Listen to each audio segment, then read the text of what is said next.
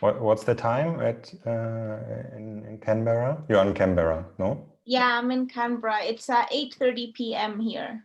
Okay.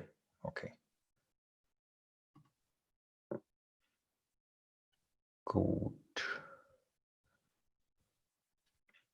Okay, yeah, so now it's also on YouTube. So I will give for everyone, I will just give a short technical introduction, which is there is the possibility that when people have a question that I also basically switch on your microphone or like press something so you can switch on your microphone so people can also say something, or you can just write it in the chat, or as there is also a function Q&A, it's called, and there you can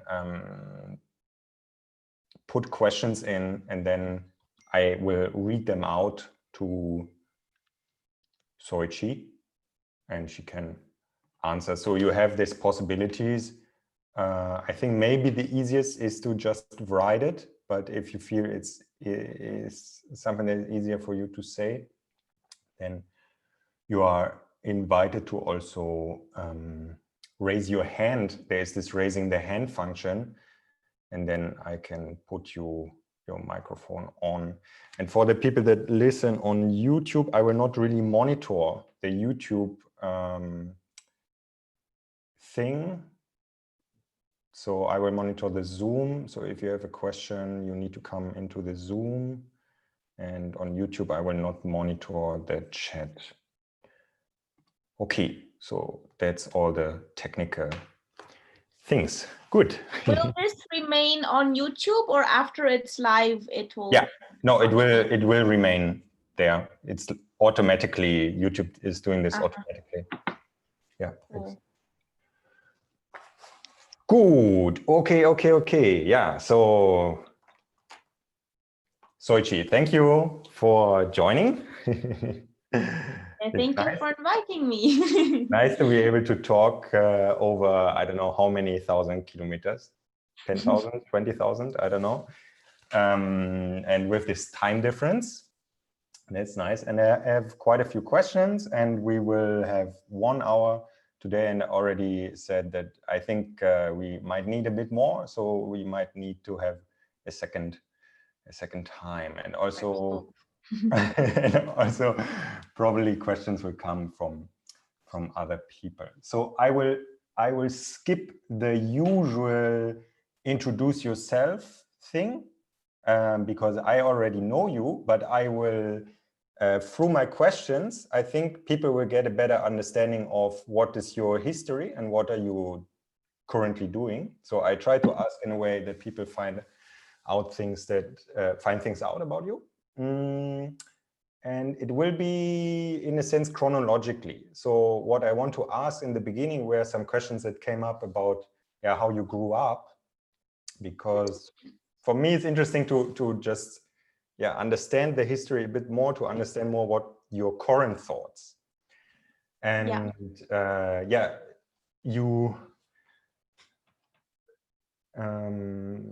you grew up in different places, but here's already a question, because I'm not 100% sure about how many different places you actually grew up. I know you spent a lot of time in Hong Kong, but yes. Did you also spend like longer time in other places when you grew up? Yeah, so because of my dad's job, we moved around quite often. He was an agronomist, working with different organizations, so he never took a diplomat status. He took it once, I think. So we would change roughly every 2 years. So I can share, it won't take too long. I was born in Rome, and that's where my father's from. And then we moved to Zimbabwe, which I don't remember because we left by the time I was 3. Then there was Senegal, Kenya, each one is 2 years. Italy was 1 year, so back to my birthplace. And I did international school there because my Italian's just conversational. And then there was Hong Kong for 4 years, Barbados, for 2 years. So my parents had separated and my father has been in Barbados ever since, so more than 20 years. And then England for 2 years to finish my high school, and then back to Hong Kong for 10 years before moving to Australia for the last 4.5 years. Okay. So only when the time that you grew up, only a short time was actually in Hong Kong. Good, because this is important for my actual question, because my actual question is about the education that you went through, and mainly physical education, because what you're doing is very physical. And for me, it was, this question came up, how did you, during your school time with this traveling around, how did it work, the education in general, but also how was your physical education happening? Like, did you had regular sports in the schools you went to and so on and so forth? And also, how was your experience of this? Yeah. It's very sweet to discuss all of this stuff. So I think that because the moving happened so frequently, I learned to adapt very quickly. So there would always be a complaining, like, oh, I don't want to change school and friends and everything again. But it became normal. So then after a few times, I was like, oh, it's time to move. Okay, well, I know I'll be sad, but things will start again. And I quite enjoyed school throughout primary school, but I was very hopeless with physical education. I was very scared of it. I don't know. I liked physical education when there was a playing involved, but as soon as it became sport or competition, or there were measurements, or there's like athletics, somehow I just failed completely. Like I'd say I was a very pathetic physical specimen. So we would have running and I couldn't run because I would get a stitch. And then if jumping was really shocking, swimming, terrified of the cold water, trying to catch the ball and it like hits your face. So PE was quite a traumatic experience for me, and I hated it once we got past playing childlike games. So with schooling, I did well until we moved to Hong Kong, and I hated the place and my family broke apart. So then everything kind of fell apart a bit. But I'd say my actual physical practices and education started when I was 10. My classmate was going to gymnastics, so I went with her. And that was my first taste of enjoying a formal physical practice, not just like running in the dirt and climbing trees or chasing chickens and goats in Africa. That stuff I enjoyed, but as for structured stuff, it was a nightmare. And when I went to gymnastics, of course, everything hurt a lot. It was unpleasant. There was a lot of unpleasant sensation in the body, but I admired so much what I saw people doing that I wanted to embody that. And the coach I had was really excellent. He was an ex-Olympic silver medalist, and he's like, oh, you have something in you. And it was the first time someone believed in me. So I just became addicted and trained like 9 to 10 hours a week of gymnastics. And that was the start of my physical practice, but it only lasted 1 year. And as we changed countries after that, I couldn't find a good school. And if I couldn't have something of good quality, I'd rather stop. So I didn't do anything from 11 until 15. I went back to being a not physical person.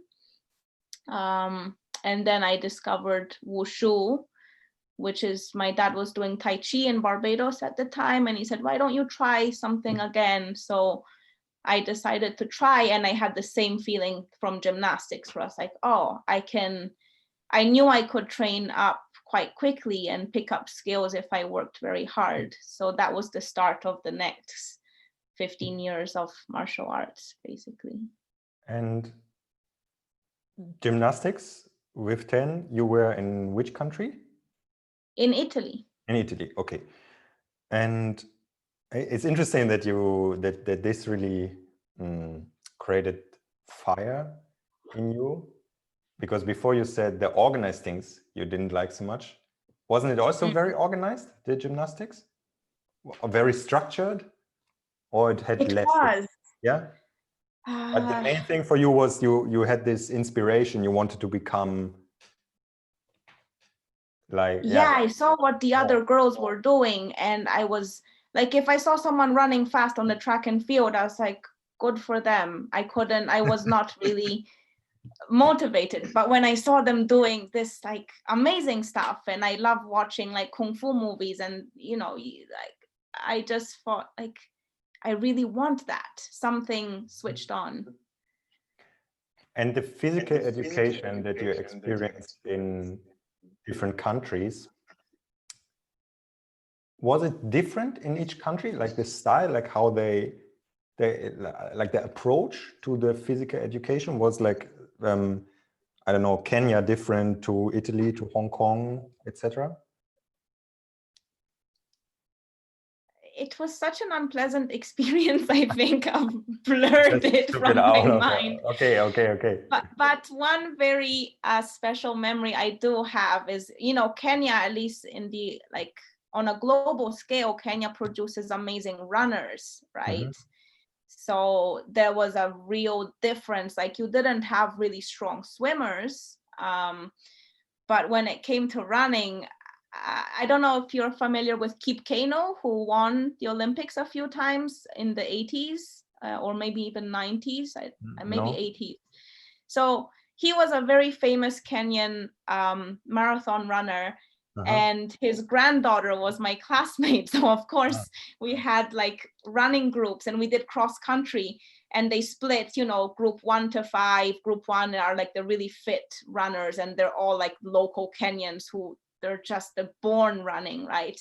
And of course I was in group 5, and I was the slowest in the group 5, but it was like I was very aware of the running culture of that place, so that really stood out compared to other things in other countries. I don't actually remember too much else.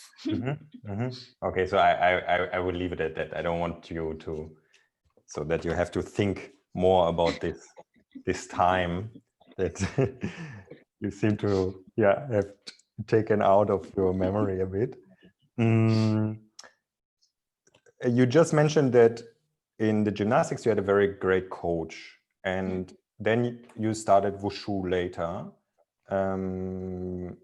You also had a great coach there that helped you to stay with it. I did, but same story. Every time I changed countries, I look for something similar or a similar level coach, or maybe the amount of care that the coach put into the athletes. And if I didn't see it, then I would stop. So I think I was also looking for a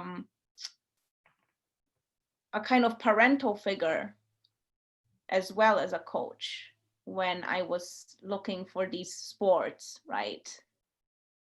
So someone who, both coaches, they were not doing impressive stuff, but they were producing very impressive students. And they had a lot of passion and care and involvement with the students. And when I would go to another place, whether the students were good or bad, I didn't care, but I sensed it if it was a commercial interest. Maybe the coach is like just a gymnastic coach making money on the side, or trying to build a big school. And I immediately felt it and would have no interest to go if I didn't have a very intimate and intense time training with the coach. Wushu was a certain style of Wushu that you did? I don't quite like know or remember. I was 15 at the time, and it was again for 1 year. Okay. And I liked it. I went, I did what I was told, but they did basically forms, not combative style so much. And then they also introduced weapons, but I just started to learn little bit stuff, but not much, and not very good at it. Very acrobatic style though. And from Wushu, the next one in your fighting path was BJJ. Is that correct? In the fighting one, yeah. I did for 2 years a very weird style of Kung Fu, which mixed groundwork and striking. So it introduced me to that world, and sparring. So I'd never done sparring before, and I quite liked it. I think that ignited like, oh, I'm quite happy to get hit, and I want to play this game with people. And then I really liked rolling too, and all of this was very new for me, the like body to body work. So then in Hong Kong, so this weird Kung Fu style was in England, and then in Hong Kong, I gravitated towards BJJ and really wanted to compete, and that's when the whole fighting thing started for me. Okay, so I will stay with the fighting now because there I have quite a few questions. So you did BJJ, but then later you, so let's say, switched to Muay Thai. And there you went, you've been very competitive in a way that you even won a title, a world title. Yeah. Did you compete in BJJ also? Yeah, I did.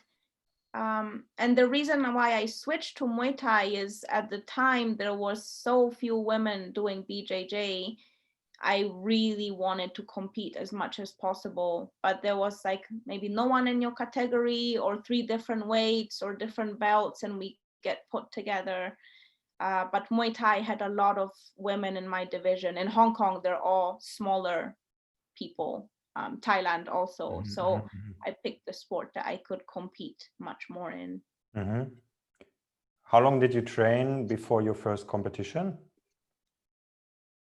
in Muay Thai? In Muay Thai, it's hard to say because I was doing it as a hobby. So BJJ was my sport, and then none of my girlfriends wanted to do BJJ. They would rather do a bit of boxing. So I went to socialize with them like twice a week.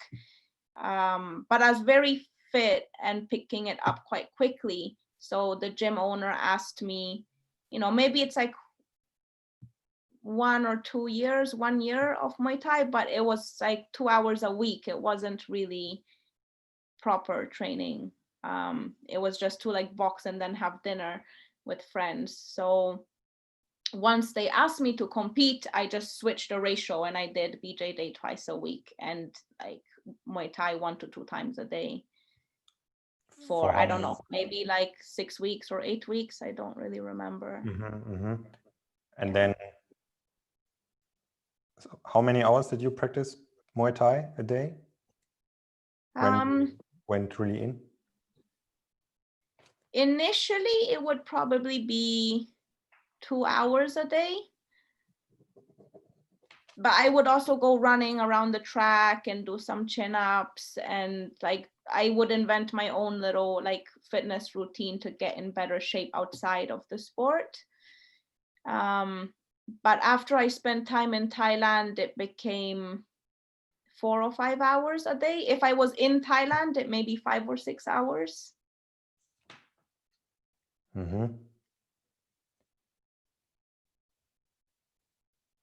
And then you competed mainly in Thailand. Thailand and Hong Kong. Yeah, Thailand and Hong Kong. Yeah. How does I don't know much about it. How does it work, a competition in Muay Thai? It's like several rounds of a certain time. Yeah.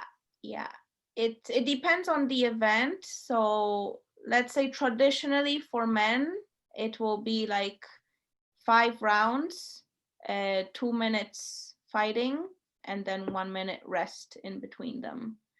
And for women, it's the same, but sometimes they make it 4 rounds. And also, that's Muay Thai. Then sometimes people compete both Muay Thai and K1 style or kickboxing. So then that's between 3 and 5 rounds. But it's always 1 minute rest in between. And it's very intense. I know friends who fought MMA, they've done BJJ, Muay Thai, and MMA. They say that BJJ and Muay Thai are more tiring because you never stop. While MMA, you kind of have these in between moments more often. So. Okay. Why? Why do you have more of these in between moments? If I can ask very naively. With the distance and also in some positions. I mean, you're not resting when you're stuck. Yeah. But it's not the same go, go, go. Of course, it depends on the match, right? Some matches for MMA, the whole thing is go, go, go. But I have not done MMA. I always thought I would, but it didn't end up happening. And just, yeah, my friends would say, even the punishment you take, like, there's more missing, the gloves are smaller.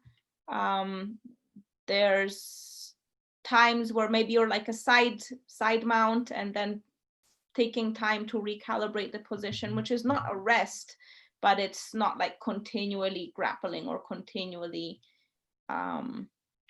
like skipping around doing footwork and getting hit also is like getting choked or getting hit is also very depleting of energy, not just attacking. Okay, interesting.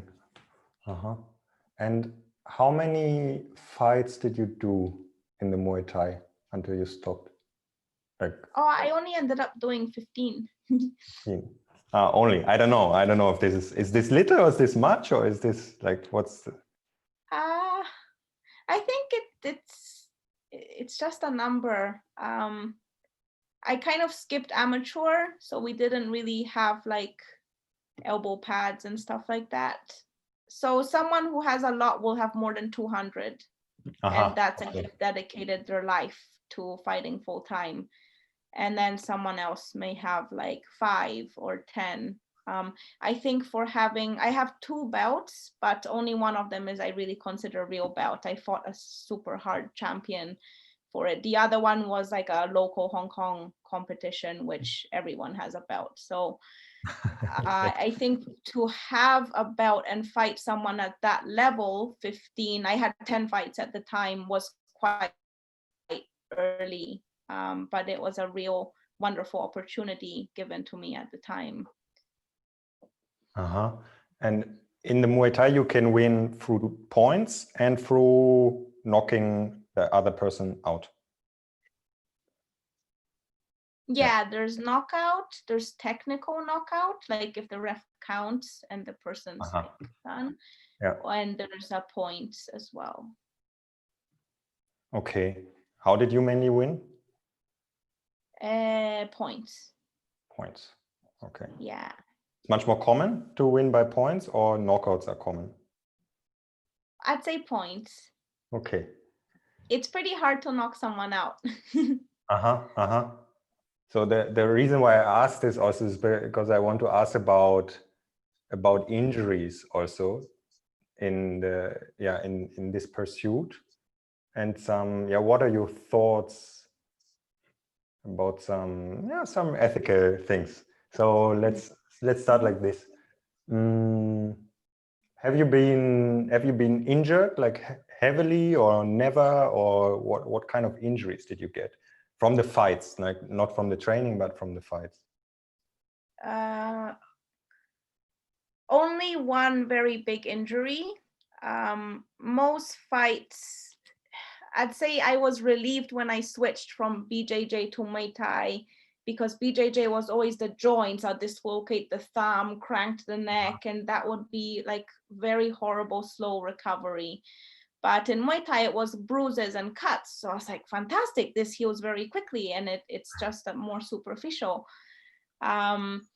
So it would be bad, but the recovery would be days. So that I consider is quite short. Like if you don't block the kicks, your thigh is completely black. When I came to and met you the first time in Berlin, I don't know if I had long pants on, but my leg was, half of it was black, and I was just starting to be able to walk on it, and we had to do low gait position stuff.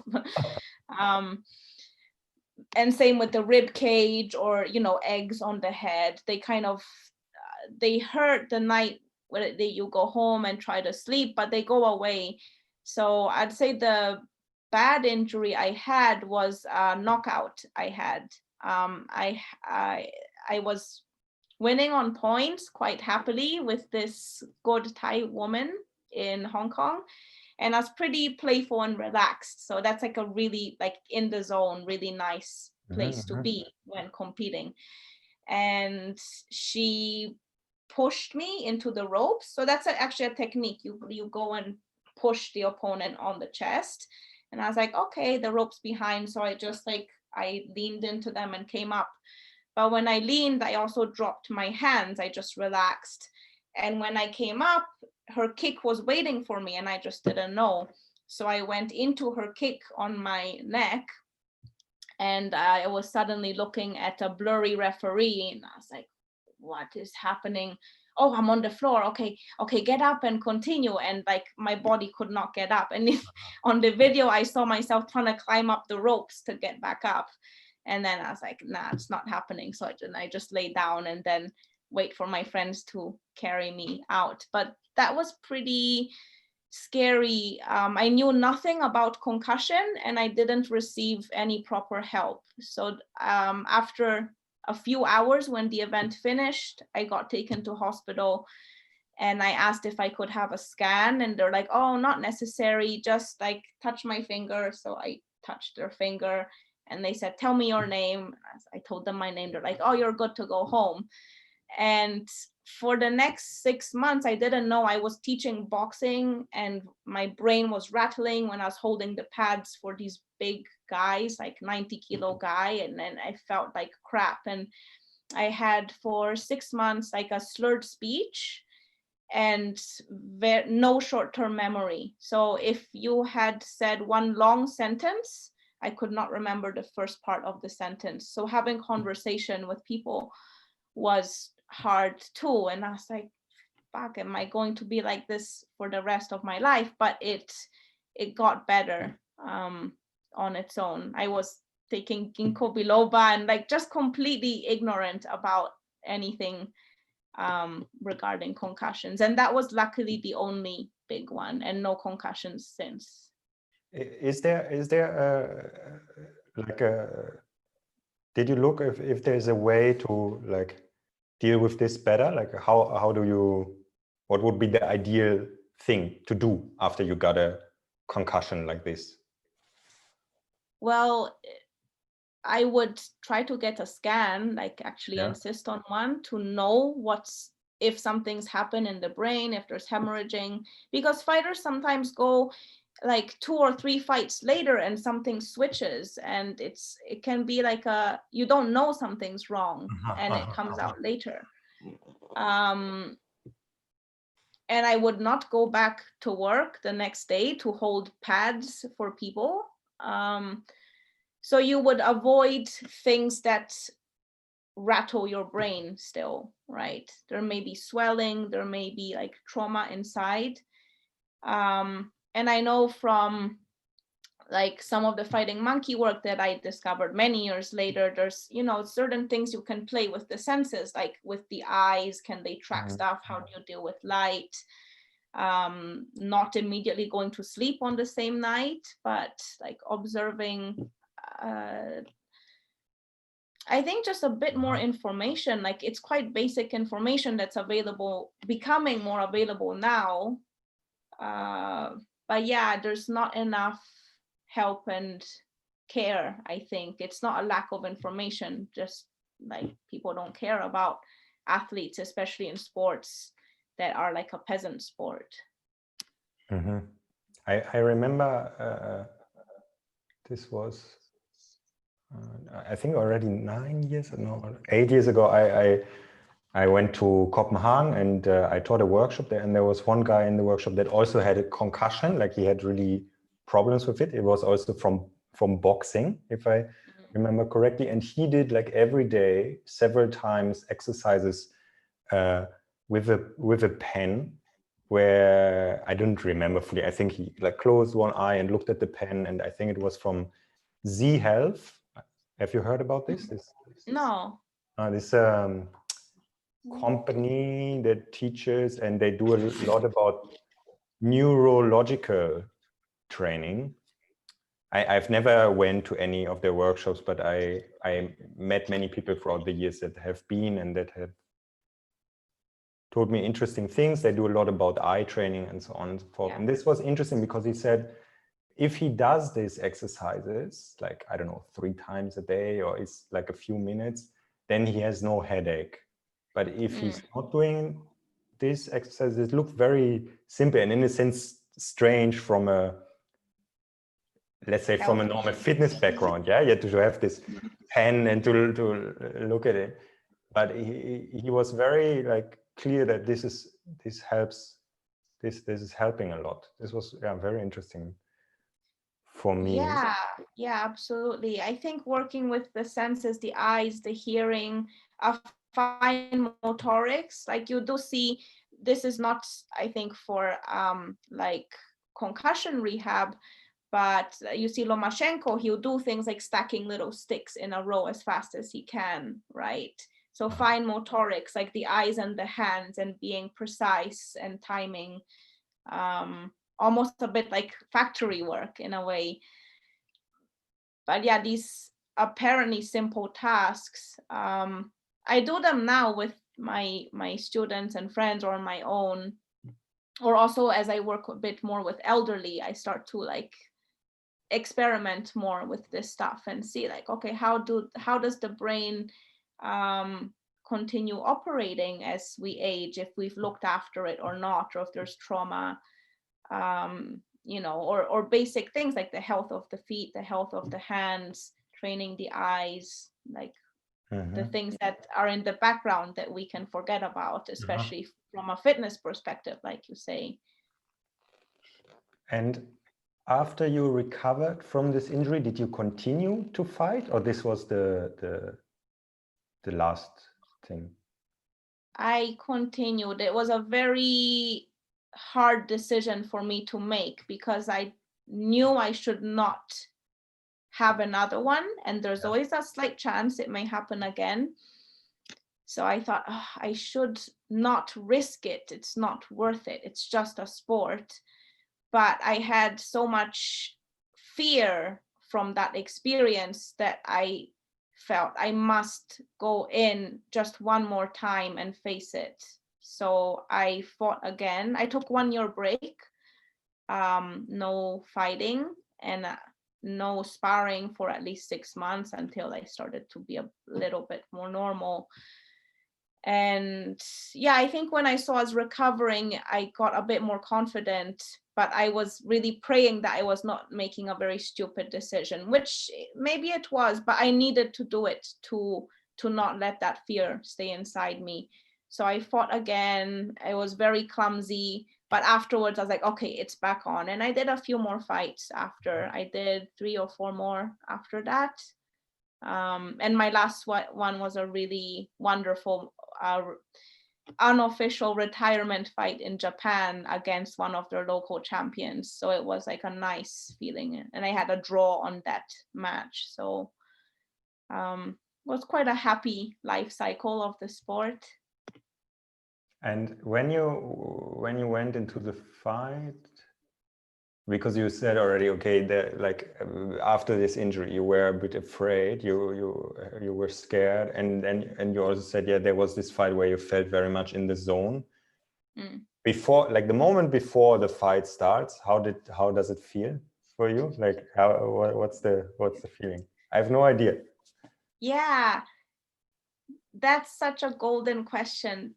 That period before the fight, so like let's say that half an hour, for me, I understood was everything. I would, if it was my window to get in the zone, and no one ever spoke about this. I didn't know about it.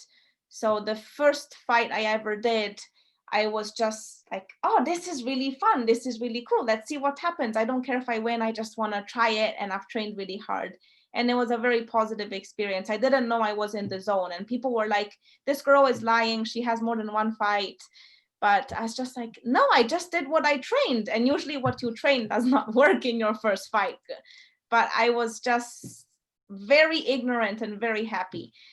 And it was a good experience. And then the second one, I started to get like nervous and arrogant, and I didn't quite understand. And I started to look, there was like, in Hong Kong, they make like fancy shows. I was like, oh, there's fireworks, there's all my friends. And I was not having the right focus. And my opponent, she was a very amazing champion. She was very focused, and I lost the fight. And I was like, what? How can I lose? I was so good before. And then each fight was different. So I started to really learn a lot about my psychology and my narrative preparing for fights. I started to get the flu before, like 3 weeks before a fight. And I was like, oh, I'm so unlucky. How can I be sick with fever and sore throat and whatever? But I never canceled. I just took a rest, trained, and then fought. Then after 4 fights, I was like, okay, I'm always sick before a fight. It's nothing to do with any sickness. I'm so stressed that my body is shutting down. So if my mind is shutting my body down, I have to get my mind to not shut it down or to bring it back. And I didn't know how to do it, but I would just say, okay, well, I can't force myself to train, and I would take time off and just sit at home and look after myself and like speak to myself like, I'm not actually sick. I have to go to the gym. But it was so strong, very hard to overcome that. But I started to succeed at it somehow. And then this is like a few weeks before the fight. And then every time arriving at the fight venue, which is usually a few hours before the fight, you have to prepare and wrap the hands, and they oil you, and there's like warm up. So it's you're there for a long time. It would always be like super scared. Like, oh, what an idiotic hobby I have. Why can't I do what normal people like to do, or do some knitting? Or now this person has been training for the last 2 months to kill me. And like, yeah, just feeling like, why am I here? This is such a bad idea. And then switching into getting into the zone. So a few things I found were very important. One, of course, I had to prepare well, so I have that like behind me. And then it's like connecting with my self-belief and my imagination that I can do well. So not imagining myself losing or getting beaten up, but feeling the strength behind all the training I did and channeling that. And a good coach really helps with that. I unfortunately only experienced that in my last fight. I had such a fantastic coach. He had, like, I guess his quality was empathy. And I had other coaches that were technically much better, or they were like super champions. He was a good fighter back in the day, and he was a good coach, but it was actually, he felt what I was feeling, and I knew it, like we just knew it, and he could talk to me in a way that would help me change my thinking and really focus and get that aggression, not anger, aggression, like coming up, getting ready for the match, the right kind of focus. So feeling that I had this powerful thing that understood me in my corner. Of course, when you fight, you're alone. Maybe you hear the coach, maybe you don't, or maybe you can't do what the coach says. But that made a big difference. So the last fight was extra special. I was like, oh, someone else can really make a huge difference, because in Thailand, the kids fight every week, so they're just like, go warm up, don't disturb me, go. And then they're like, why are you nervous? Relax, just don't do too much warm up, you're gonna be tired. And I'm just like, they don't understand. So I had to learn to do that for myself. But when I actually had a really empathetic coach, I was like, this changes everything, it makes it much easier. But I knew that if I was too eager or too nervous, if I didn't lose the fight, I would not perform my best. And that always happened. So if I didn't get myself in the zone, I would not perform well. If I managed to somehow switch my psychology, and I would see on my opponent's face if they were in the zone or not too. So when I enter, you look at their eyes and you can see like, oh, they're really scared, or, oh, she's like, like they almost look like they're on drugs when they're in the zone. The eyes change, which is very interesting. I went about this a long way. And this thing that you then started, that when you got sick, that you started to be at home and basically tell yourself that actually you are just stressed and you're not really sick, like you don't have a virus or something like this. Is this something you still use today when you're like, do you still have these moments where if I'm getting sick from stress, and then you have this sort of negotiation with yourself? Yeah, definitely. And definitely. Do you feel you're accurate with this when you feel now I'm really like, I really have something like that came from outside, like something that made me sick, or it's just in myself, it's just my inner world is upset in a way, or something like this? It's a very like fine line, gray area, because the symptoms are real. Like when your snot is really thick and really yellow or even green, you can't ignore that. You really, the symptoms are real, whether you have a virus or not. But I'd say as I've done more like meditative practices and studied a little bit of basic Ayurveda, or like, you can call Chinese medicine or Ayurveda, but just basic observation of the self, right? Like how is your condition throughout each day, every day, not when you already feel something is wrong, right?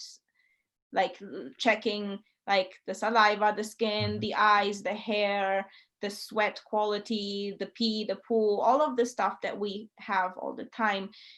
It's catching it before it becomes something. So whether it's a virus or not, there's a chance to like avoid getting fully inside that. So I'd say paying more attention and becoming more sensitive.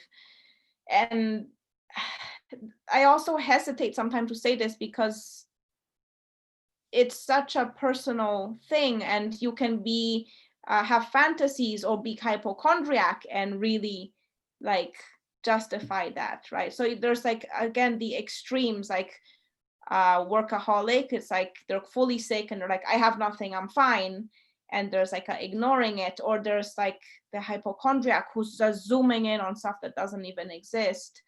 So it's a very subjective experience, I would say, that I feel is very slowly becoming sharper. It's not as strong as when I was fighting, where there was an urgent timeline and very high level of stress.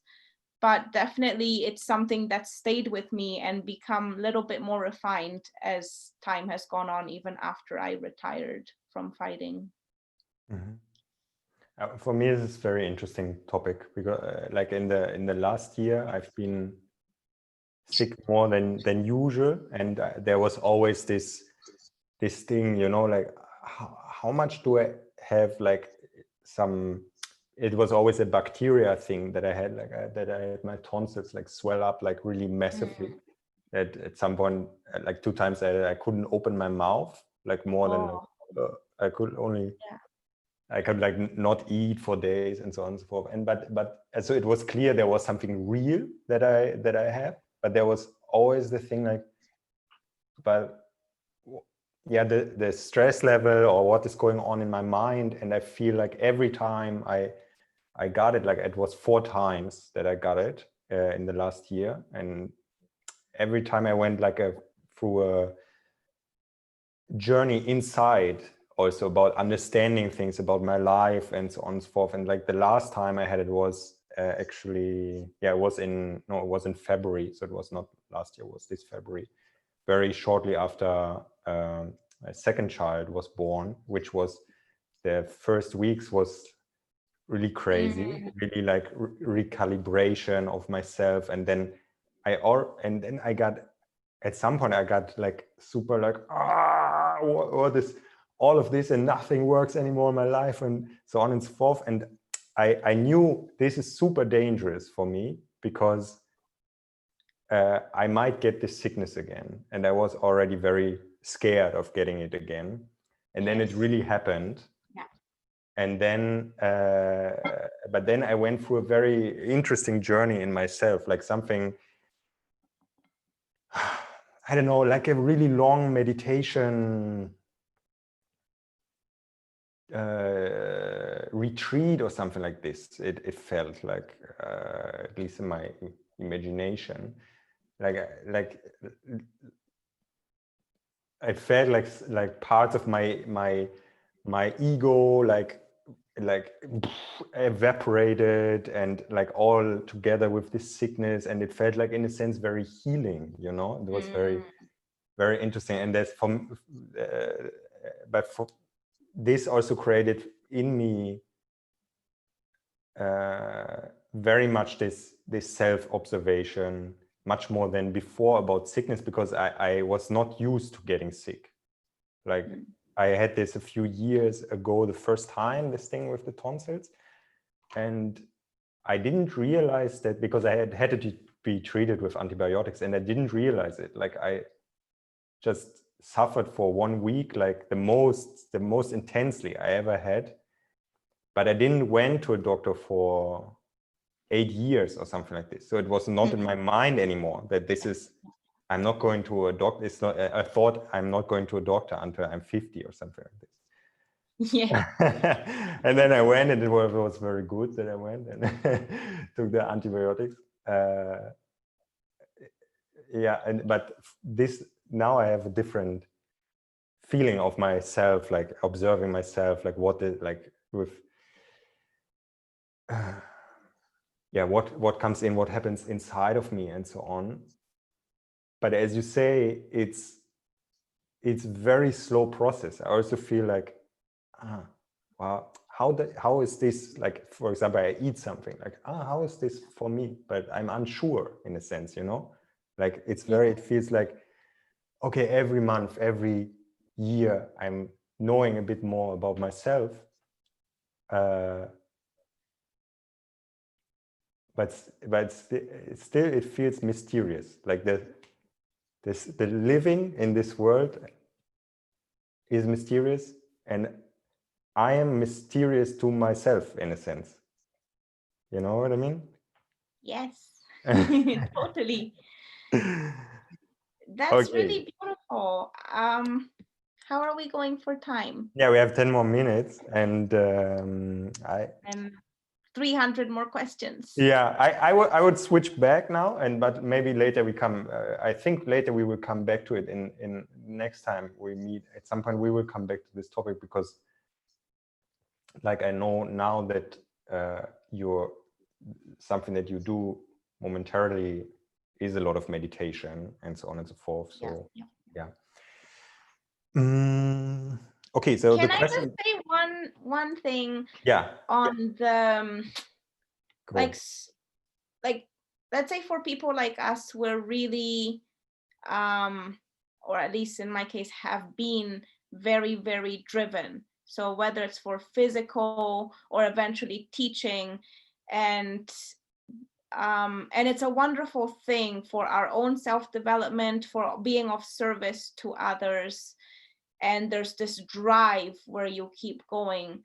but there's always like a ego in that, no matter what we're doing. And what you said so nicely about how when you got really sick, it like broke away certain things for you.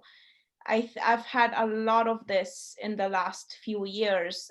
It wasn't necessarily in form of sickness, but random injuries came up from seemingly nothing, like frozen hip and all this random stuff. And I was like, oh, I'm like bulletproof. I can do everything with my legs. You know, I can jump really well, sprint, lift super heavy, do the splits, blah, blah, blah, blah, blah, all this rubbish talk. And suddenly I was this helpless, like, person who couldn't do a lot. And I was lucky I received help and, you know, like got through all that. But the biggest one was this sudden loss of motivation, which was like completely shook my whole system. Like I just woke up, not one day, but over several weeks and months. I was like, I don't like this life that I have, where I'm just like chasing these physical skills and obsessing over building like my body or my abilities. Like I felt very bored, but I didn't understand. And I've had, again, like, I was very lucky, I've had good friends and good teachers along the way that have supported and helped me, or like said, like, it's okay, what you have is good. And I'm like, what do you mean it's good? I've lost half my students, I have no money coming in, I'm injured, I hate training, but this is my job. Like, what do I do? And they're like, well, it's like life is showing you what the next thing is, and you have to like kind of, it's a different kind of hard work. It's not one that you know or one that you like. You're being asked to slow down and stop because you think you know. And I was like, okay, I will be patient. And I thought, like, okay, fine, a few weeks. This is like 2.5, 3 years that this goes on. And somehow I'm also very lucky, like I managed to keep some students and to still have like some inspiration and progress with my physical practice and work. But a lot of things changed, and if that never happened, there would not have been the room for me to accept whatever was next. There was a lot of destruction of ego, and there's still plenty of ego, there always will be, but it just really slowed me down. And something another friend said is like, it's in your constitution to like pursue, you have a lot of passion and drive, you're able to work hard. That will not be gone if you like, if you're feeling lazy and introverted, allow yourself to be that. And I was like, I can't allow it. Like, how can I just let everything go? And he's like, well, you should try. So I was like, oh, this is very, very scary. So I allow myself to become more lazy and let go a lot of a lot of things. And it was very, very hard. But then it started to come out like, oh, well, I was obviously dissatisfied with what I was doing before, but I was too scared to not continue. It's almost like being in a toxic relationship is scarier to leave and be alone than to like stay in this familiar state of discontentment. So it forced me, this feeling I had, so it wasn't an injury or an illness, but the feeling I had of not wanting to do what I was doing allowed me the space and attracted the right people into my life to start seeing, oh, I have interest in working with elderly, I don't know why. And now I'm starting to see, oh, well, through the elderly, I'm starting to understand a little bit about why I like movement and teaching movement. And it has nothing to do with what I was doing before. And then through my own like troubles that brought me to meditative and spiritual practices, there started to be a merging of the worlds of that. But had I not allowed myself to step back and do less, I would not have been able to see that or experience it. I would just cling on to this old identity. And it sounds a little bit like what you're saying, how when you got sick, like life just makes you stop. And it's like, stop, you don't know anything. Stop like charging ahead with what you think your intelligence and skills are, and look, there's a gift waiting for you, but you're so like a horse, you know, like sprinting forward, that we can't even give you this gift. And so it's like a blessing, right? So we obsess a lot with the body and the health, but when something is taken or broken, it's actually like going with it and into it to see what's on the other side. And like you said, it feels so mysterious because it is mysterious and it can be terrifying, but there's also this knowing that you're going in the right direction and being guided somehow. Like there's always clues along the way, people you meet, things you see, experiences that you have. So that's something I really wanted to share. Yeah, I think I can, yeah, it's very, very nice. I feel we have, in a sense, they're very similar path that we also like went from, yeah, let's say from the movement culture path, from like how we sort of went from there into more our own ways of doing things, because we've both been in this thing where it's very skill based in a sense, yeah, like yeah, so like this skill and this skill and this skill and this skill, and can you do this and can you do this, and train very hard to do this and show that you are doing this. And for me it was very similar also, that I felt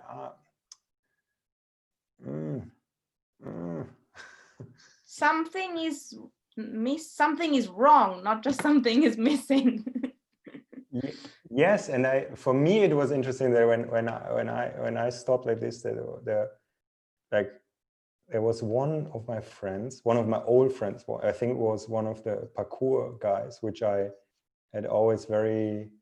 was always very different in a sense, the feeling that I had with these guys than with the guys in the movement culture somehow. And I have no idea anymore who was it, but one guy said when he realized, okay, now I'm doing again more my own things and doing how I want to do things, he said, it's nice that you are back, Joseph, that you yourself is now, you're going now again, yeah, to be yourself. And it's so funny because I don't remember who said this, but it was like suddenly this friend of mine became this like ancient wise being that just said this sentence that I never forgot, you know, that it was like, yes, he's exactly right, because this is also how I felt. Like I felt, okay, now it's time again to see what are actually my values. Yeah, but like you say, it's also interesting because there's this negotiation inside of, okay, we are connected with this culture where like many people show like this very hard skills, and it's very, you know, and it gives them a lot of attention and so on and so forth. And then also I felt like suddenly that I'm not feeling now to spend so much time pursuing the skills that are actually feeling not necessarily like they would that they would help me on the path that I'm actually wanting to go to be in this world, and to be helpful, and to maybe also understand in a sense a bit better what is going on, let's say, like, yeah, like to navigate through here, and to navigate also together with other people. And there's this thing, these skills, they in a sense they work to get the attention of people and then to talk with them about these things, but it feels a bit like, can we not just like talk directly about it? Do we have to go through? There's a separation. There's a complete separation. It's not a beautiful movement world where everyone integrates. It's like stripped away, almost like making a supplement. You extract certain things and then suddenly like, oh, no, don't eat all these like real foods, just eat the supplement because it's got the concentration of the best of everything. And this food is almost like not as good quality as the supplement. And it's like, well, I actually really like real food and tasting different foods as they come. It's nice because now we created a real cliffhanger, Soisci. Like really something like, how is this going to continue? Like we are in the middle of the sentence and now it's 30. It's perfect. I really like it. So yeah, I would say next time we continue where we stopped. Yeah, absolutely. I would love that. Cool, good. Yeah, so we will look for a date. Okay. Yes, we will. Thank you so much, Joseph, and Yeah, also thank to you so everyone much. who's here. This is Yes, exactly. very, very wonderful. Good. All right. And if anyone has also a question that now came up, you can also send me an email and I will ask it next time. Good. Okay. So everyone has a great day. All right. Goodbye. Bye.